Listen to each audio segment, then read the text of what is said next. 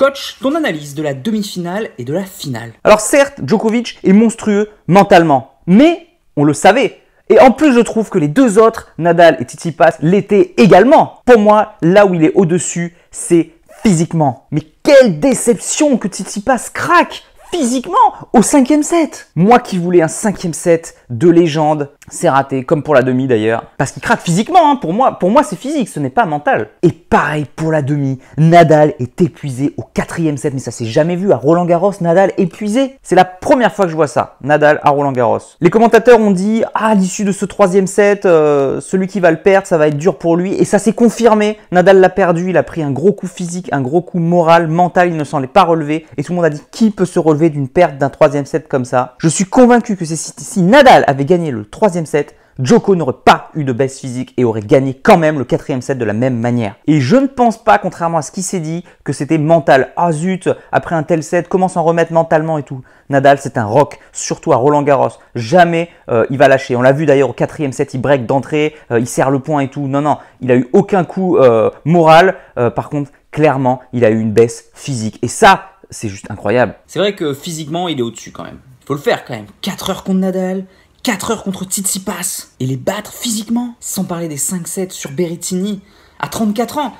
Quel est son secret? Mais c'est parce qu'il est vegan. On sait depuis la nuit des temps que le fait d'être vegan diminue les inflammations et permet de récupérer beaucoup plus vite. Ce n'est pas l'opinion générale, simplement parce que les lobbies ont vachement bien fait leur taf dans leur propagande. Comme la cigarette à l'époque d'ailleurs, il faut pas oublier. Avant, la cigarette était bon pour la santé. Et ce sera pareil avec la viande un jour. C'est du vent tout ça, c'est marketing, c'est comme son sans gluten. Honnêtement, je ne pense pas. Je sais qu'il maîtrise à la perfection les médias pour véhiculer une belle image de lui. Mais pour moi, je pense que c'est le plus rigoureux sur le circuit à ce niveau-là. Il n'a pas un seul kilo de trop. Je dirais même, il n'a même pas 300 grammes de trop.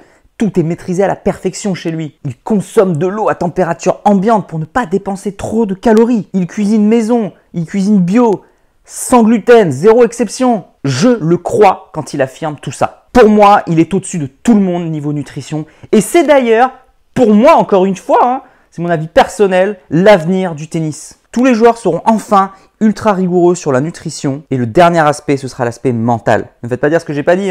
Le niveau nutrition est exceptionnel. Le niveau mental est incroyable. Mais je pense que ça peut encore être mieux. Il est au-dessus aussi niveau technique d'entraînement physique. On ne sait pas tout, notamment sur la récupération. Je pense qu'il a encore des secrets et que dans l'avenir, on en apprendra encore beaucoup. Il est en avance niveau souplesse et élasticité.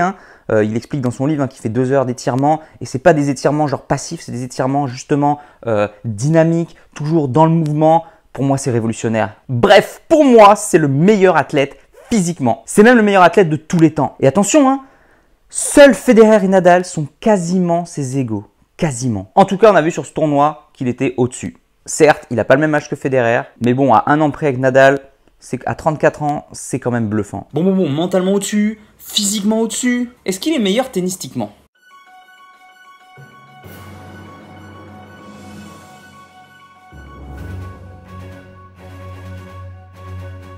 Bref, je remercie mes experts.